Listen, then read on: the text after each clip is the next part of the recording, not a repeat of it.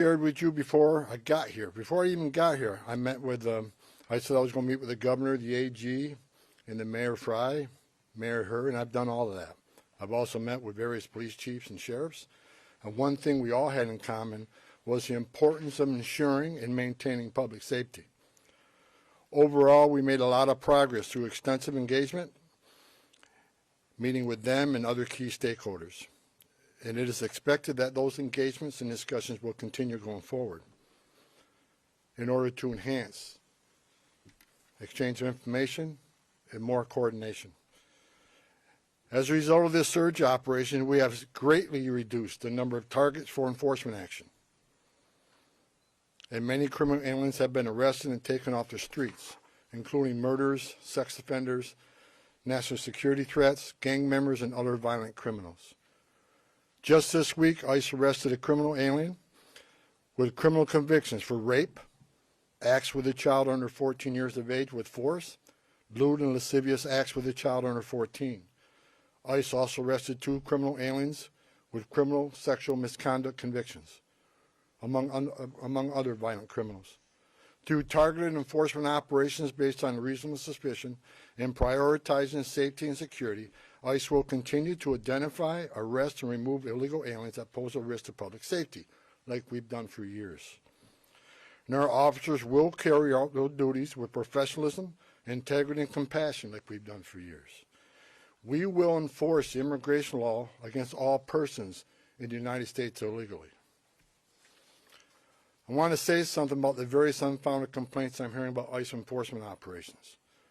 During the surge operation, ICE has not arrested anybody inside a hospital. We have not arrested anybody inside of a school, an elementary school. We have not arrested anybody inside a church. As a matter of fact, the only ones that disrespected the sanctuary of a church were the agitators that have been arrested and prosecuted, and so far we have 9 of them. However, those locations are not off the table. I said from day one, there is no sanctuary for a significant public safety threat or national security threat. But as far as those stories about ICE going into churches, arresting people in hospitals, it simply has not happened. And if you have a case where it happened, you let me know. Because all the digging I've done here, I can't find a single one. Under President Trump's direction, we have obtained an unprecedented level of coordination with law enforcement officials that is focused on promoting public safety across the entire state. While I don't agree with Governor Walz and Attorney General Ellis on everything, I appreciate the support the governor gives to state agencies who coordinate with us in a manner intended to promote public safety. And I appreciate the AG having an open dialogue with me. Early on, the first meeting I had, acknowledging that county jails may notify ICE of the release date of an inmate, just as long as they don't hold them past the time they would normally release them. We now have the ability to arrest criminal aliens in the safety and security of jails throughout the state at the time they're being released, like we've done in other states. I've also directed the strategic placement of officers in certain areas throughout the states that can respond quickly to sheriffs that want to release somebody and notify us. We need to be nearby so they don't hold them unnecessarily. So we worked on a strategic plan to reassign officers in those key locations. Arresting a public safety threat and the safety and security of a jail is safer for the alien, it's safer for the officer, and safer for the community. I think we all can agree on that. It requires less resources for at-large operations. It just makes sense. I'll say it again, as I've said many times, we are not asking local law enforcement to act as immigration officers. I don't want them to be immigration officers. We're the immigration officers. We just want them to be cops. We're asking law enforcement to coordinate with other law enforcement to help keep public safety risks out of the communities. We have also strengthened our existing coordination with the state to target and take custody of criminal aliens more efficiently and effectively. As a result of our efforts here, Minnesota is now less of a sanctuary state for criminals. And we are proud of the public safety threats we have removed from the criminal aliens out of this state. As I said in my first press conference a couple weeks ago, President Trump didn't send me here because the operations were being run and conducted perfectly. I came here to identify issues and implement solutions to improve our mission execution. Since that time, in order to improve target enforcement operation, I and my team here, we made personnel changes. We integrated BP with the ICE teams. We established a single unified chain of command structure. We strengthened joint intelligence and targeting capabilities. We deployed body cameras. We increased the footprint of internal affairs. We commuted zero tolerance for misconduct. President Trump also deployed me here to work with state and local officials to de-escalate the intense, volatile reactions and conflicts that have unfolded on the streets here between federal law enforcement and unlawful agitators. While working to course correct and improve how enforcement operations are being run and executed here, and even before I was sent up here, I've been saying over and over that forcibly assaulting, resisting, opposing, impeding, intimidating, or interfering with a federal law enforcement officer is a crime in violation of USC 111. It's not okay and will not be tolerated. Zero tolerance if you cross that line and put hands on a ICE officer. Not only is such activity unlawful, it is dangerous, and sadly we have seen tragic consequences, as well as adverse impacts on businesses and the communities here in the city. While the Trump administration supports everyone's First Amendment right to freedom of speech and assembly and to petition, it has to be done lawfully and peacefully. Because we will not tolerate unlawful actions committed by agitators who are just causing havoc. This is not the way to express your disagreement or try to reform federal laws. Go talk to your members of Congress if you want the laws changed in this country.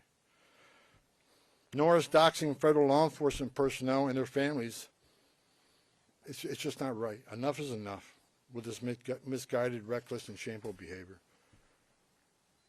We don't want to see any more bloodshed. I don't want to see any more bloodshed. I pray every night for the safety of our law enforcement personnel and the safety of those in the community, whether you're here legally or illegally. I don't want to see anybody harmed. If you break the law, we're going to arrest you.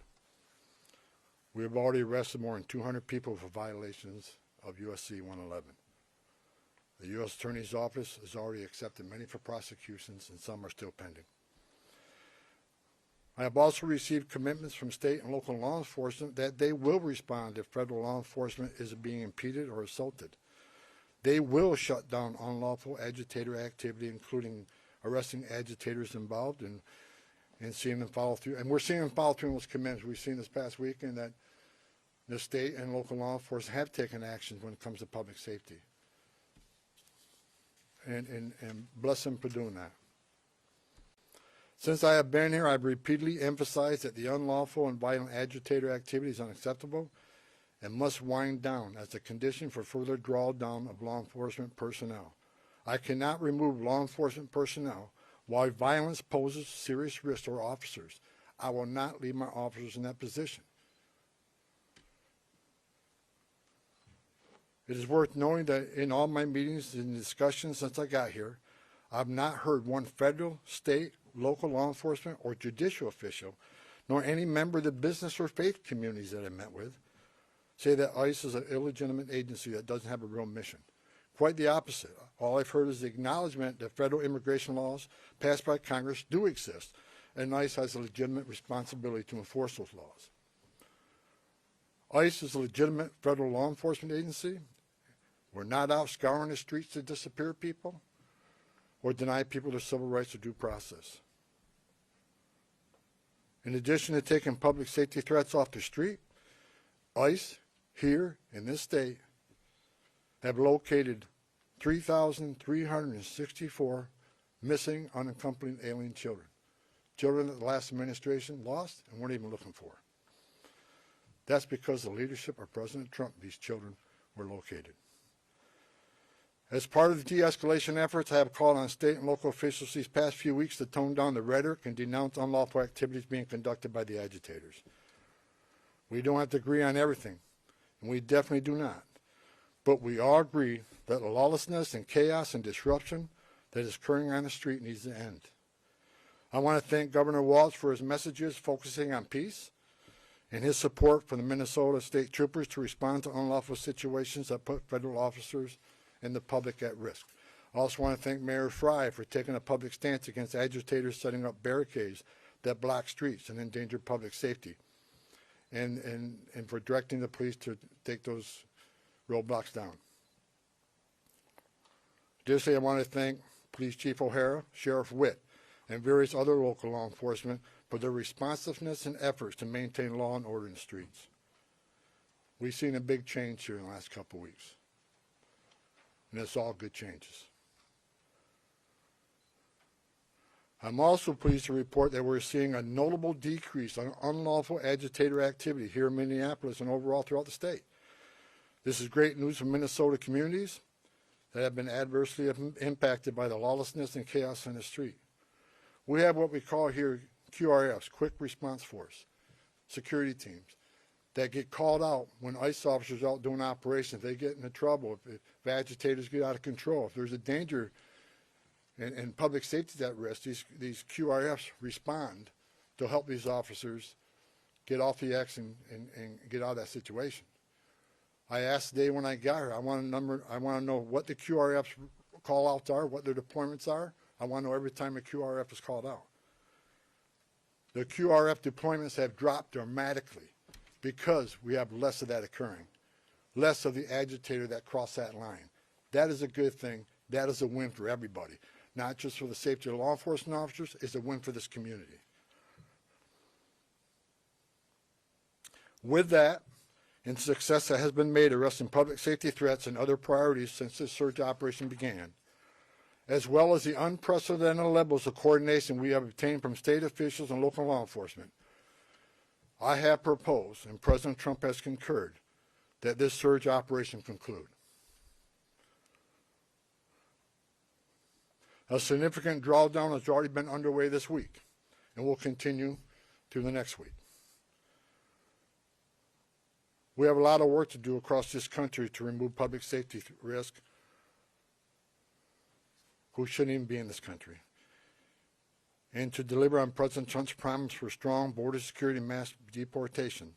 Law enforcement officers drawn down from this surge operation will either return to their duty stations or be assigned elsewhere to achieve just that. We will continue to enforce Title VIII immigration law throughout this nation. Prioritizing national security threats and public safety risks makes sense. But I'll continue to say over and over again, if you are here in the country legally, you're not exempt from our immigration laws. If we encounter you, we'll take appropriate enforcement action.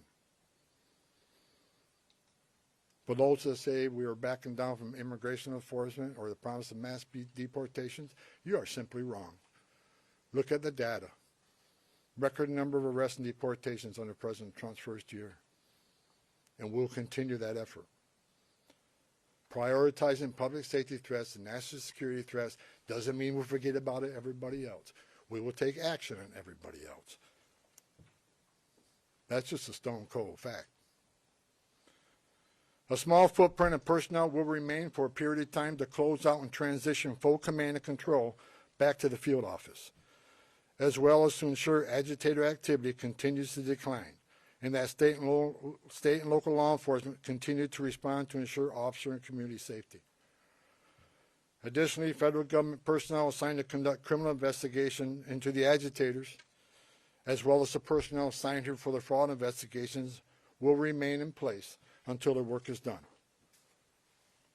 I will also remain on the ground for a little longer to oversee the drawdown of this operation and ensure its success. In closing, I want to thank the leadership and senior management that I've worked with for your efforts into these issues, determine deficiencies and challenges, present solutions, and implement improvements that will benefit how operations are run and executed nationwide. God bless the men and women of ICE, men and women of the Border Patrol. Appreciate everything you've done for us. Also, with sincere gratitude, President Trump and I want to thank the men and women of ICE and CBP and partner agencies who have been assigned here during Operation Metro Surge. You achieved a great success for the Minnesota communities. Thank you to your families as well, because I know they sacrifice also.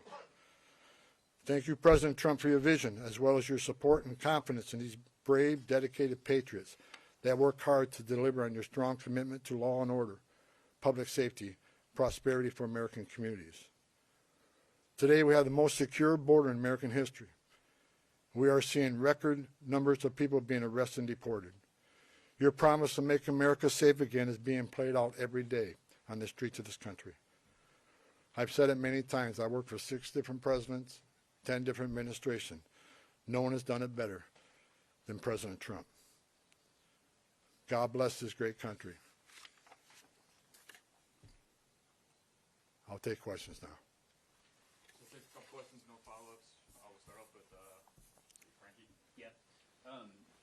Mr. Homan, as immigration enforcement continues across the country here in Minnesota as well, how do you hope to gain the trust of individuals here that have kind of been wary of seeing federal officers on the street, but let's say 6 months from now, we still have the office here, we still are enforcing immigration across the country.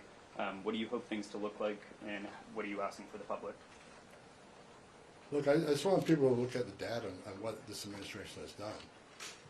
You know, the number of public safety threats we removed from the streets across this country that makes these communities safer. ICE has had an office here for decades, before it was called INS, Immigration Naturalization Service. This footprint will remain here, and they'll continue to do immigration enforcement here. But as President Trump has said from day one, we're going to prioritize the public safety threats.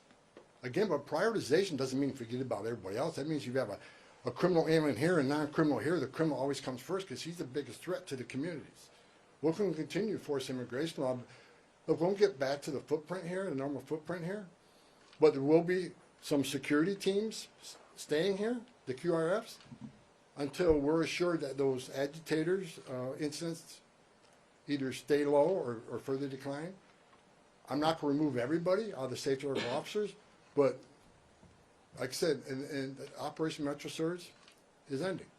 And in the next week, we're going to deploy the officers here on detail back to their home stations or other areas of the country that are needed.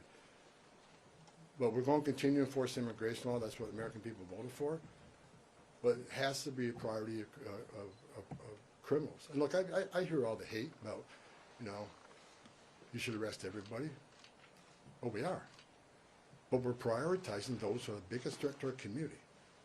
The rapists, the murderers, the child molesters. That's the right thing to do. But I'll say it again. President Trump made a promise of mass deportation, and that's what this country's going to get. But it's smart law enforcement to do target enforcement operations. Now, I've heard people attacking me using the word targeted. I sat for the last 2 months when I watched this operation, daily press briefs, and talking about targeted operations. Nothing's changed, other than we're going to make sure they're targeted and make sure we know who we're going for, what their immigration record, what's their criminal history. That comes first. But enforcement of Title VIII is not going to end.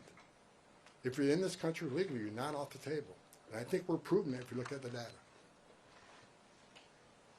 Eric? Mr. Homan, just had a question about the final number of arrests you had, and how many of those people arrested were those targeted security threats you were after? I don't have that exact breakdown. I know we've made over 4,000 arrests here. That is something local field officers can supply. I don't have the exact breakdown. But I can tell you, since I've been on the ground, they've been target enforcement arrests. I believe there were target enforcement arrests before I got here. What I did is create one chain of commands where everybody knows what everybody else is doing, and integrate operation command centers. There were some issues here, and we addressed those issues. But I'm not going to sit here and say anybody did anything wrong, and that they were unprofessional. I'm going to say there's some issues here. We fixed those issues. We've had great success with this operation, and we're leaving Minnesota safer. The surge is leaving Minnesota safer, Minneapolis safer, because of the cooperation we got with the counties and the state and local law enforcement responding to our needs. I'll say it again.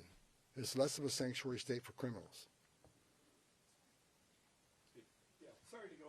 topic here, but can you confirm that CPD actually hit a party balloon instead of a drone with a laser during the incident in El Paso?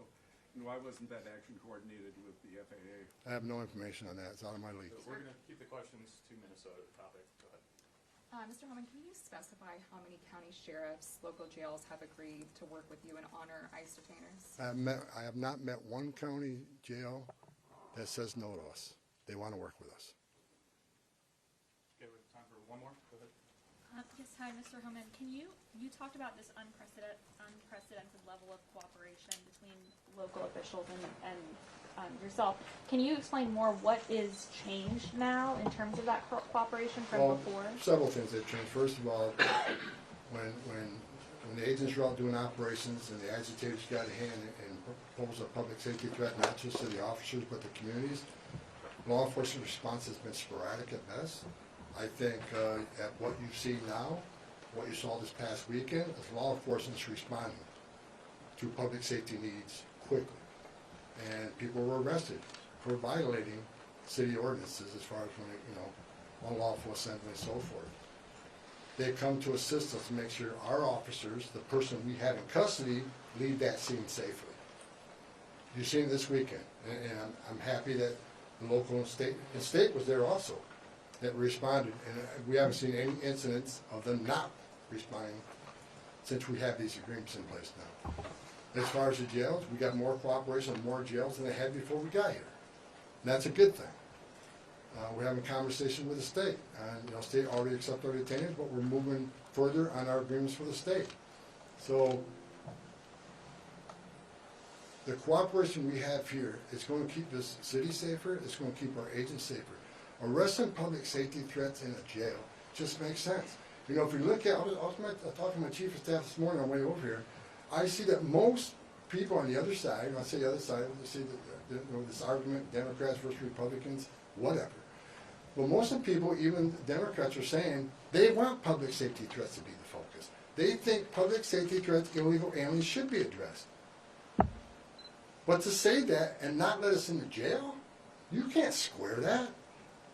I just noticed the governor of New York, my home state. I've heard her say that she believes public safety threat, illegal aliens should be the focus of ICE.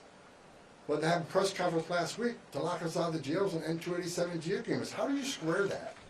You can't. So again, prioritization of public safety threats don't mean we forget about everybody else. We're going to force the immigration law. We're going to have a mass deportation. President Trump promised that, and we're committed to that. However, it shouldn't be a partisan issue that you arrest public safety threats in the safety and security of a jail. Releasing public safety threats back in the public is just stupid. And I've been arguing this for years. And I hope Congress takes action on sanctuary cities and sanctuary states. It makes sense. If you think about it, even the argument I hear, well, victims and witnesses of crime that are in the country illegally want to feel safe to come to law enforcement and to report those crimes without fearing that this law enforcement agency is working with ICE. That's a bunch of crap. Because victims and witnesses of crime don't want the bad guy released to the neighborhood either. It's ridiculous. We want access to the person that you chose, the local jurisdiction chose, to lock in a jail cell. And we have that cooperation here now. It's the right thing to do. It makes this community safer. This community is safer because we arrested 4,000 illegal aliens, and it's over 4,000 illegal aliens here. Many of them public safety threat. Not all of them. As I said, we're going to force immigration law, but this community is much safer because of President Trump's leadership and the men and women standing on the stage. Thank you. That's all the questions we're going to take right now.